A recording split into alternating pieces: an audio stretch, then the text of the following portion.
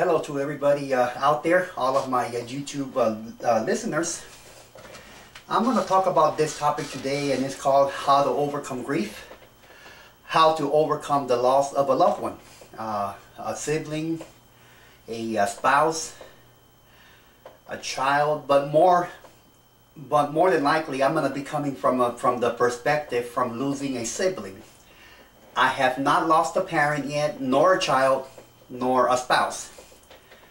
But I did lose a sister several years ago. And before I go on to that, I want to talk about this book here from Dale Carnegie. It's called How to Stop Worrying and Start Living. I read this book many years ago. This book was published back in the 1940s, I believe, 1944. And when I was a graduate student a few years ago, I bought me this book at the bookstore. I read it quickly, but I'm going to read it again. And once again, people ask me when I used to work in the psych field, well, I buy these self-help books, and why don't, it takes practice. You cannot just read the book at, in one reading or pick out certain things, and it is not meant for that. It takes practice. You got to put the principles, the elements of the book into use. Practice, practice, practice. Those of you who have seen my music videos, that did not happen overnight. I did buy me the guitar, and it took hours and hours of practice. Same over here. Anything new that you're gonna learn, you got to put in the practice. These will not solve your problems overnight. It's something that you're going to have to put into use over and over and over to, in order for it to start making a difference. How long will it take? I don't know. Anyhow, so this is a good book, and it does cover a little chapter on how to overcome the loss of a loved one. And when I read that chapter, I was shocked, because unknowingly that's exactly what I did when my sister died. Let's go back to the good old days. My sister and I were so close. She made me laugh. She was so comical. She reminded me somewhat, not by looks, but she was a cross between Sandra Bullock and Lucille Ball. She was just so, always happy, always positive, laughing, joking, and living a good life. Yes, she did have her bad moments, like we all do, but I used to love have her come over, because I knew it was going to be joking around, laughing, and teasing one another and this and that. God, and I miss those wonderful days.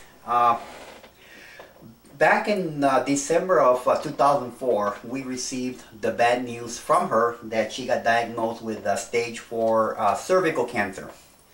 And this was December of 2004. She underwent the chemotherapy, but by then it was too late. She expired on April the 17th of 2005, so just a few months. And what I'm gonna say might be a little off, maybe disturbing to a lot of Christians, but let's leave God out of this. I'm not religious, but I do believe in God, and I do have a good relationship with God. But I'm gonna put, for the sake of not offending anybody, I'm gonna put God to the side, and I'm going to talk about it from the human perspective. I was pissed. Damn right, I was pissed. Why her? Why my sister? I was sad. I was very sad. When I came home, when I came back here to my city from the funeral and burial, I cried. The first thing, I was entitled to mourn. I was entitled to cry. That was my human right. I cried and cried and cried for a day and a half. I got all of that out. Never let it bottle in. Just let it out. It's good for you. If you're working, you are entitled to 3 days of bereavement with pay. You get your 3 days off of bereavement with pay. Here in Texas, you do. If you're from another state, find out what from HR, from the Human Resource Office, what the policy is. And so I did get my 3 days off for bereavement. But you got to get yourself busy again. You got to go back to normalcy. Whatever you were doing. What really helped me out so much, work. I went back to work after my 3-day bereavement, and I kept myself busy. Not in denial. I knew my sister was gone. I knew she was gone. But me going to work, putting in my 8 hours, talking to my coworkers, laughing and having coffee and cookies and donuts and Mexican food and all that, Chinese food, really helped me. I noticed, I'm like, wow, you know, it served as a cushion.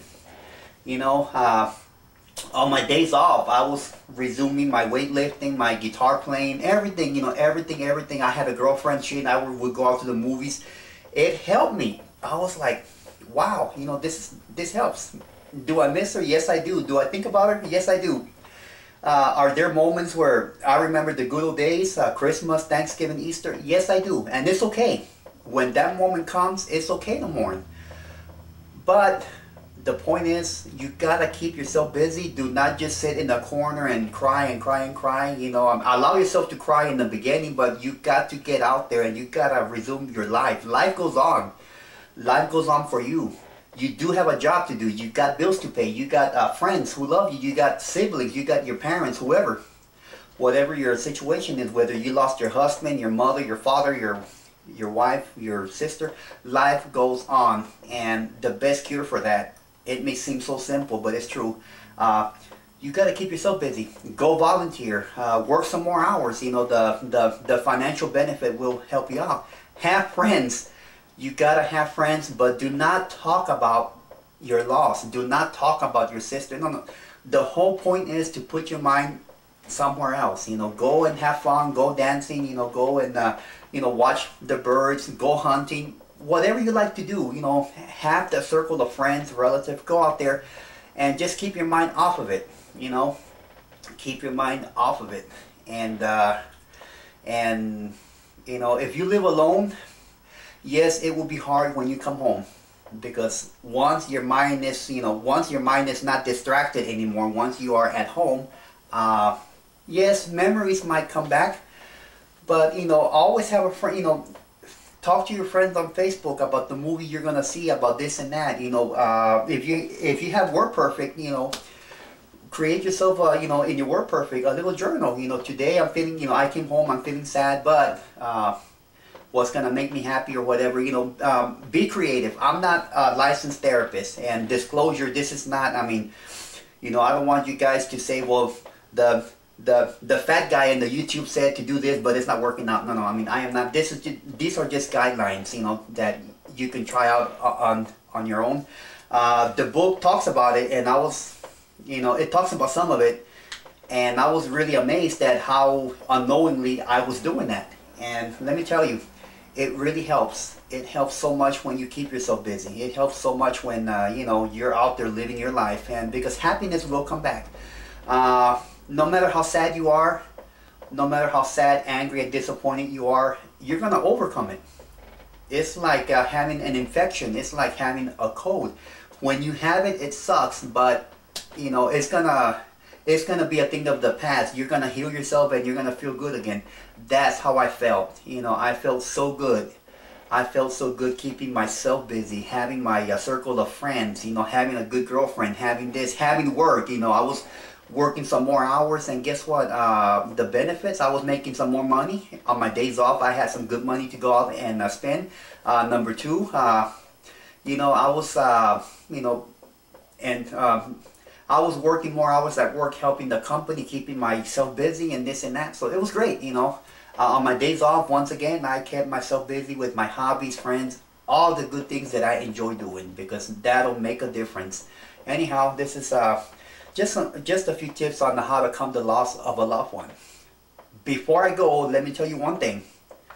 Before I go, let me tell you one thing. If for any reason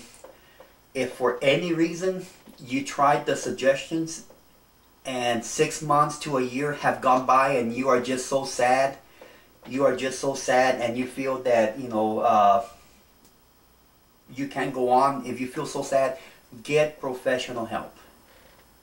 If you tried the suggestions, you tried being out there with your friends, you just cannot go on because you miss, you know, that person so much.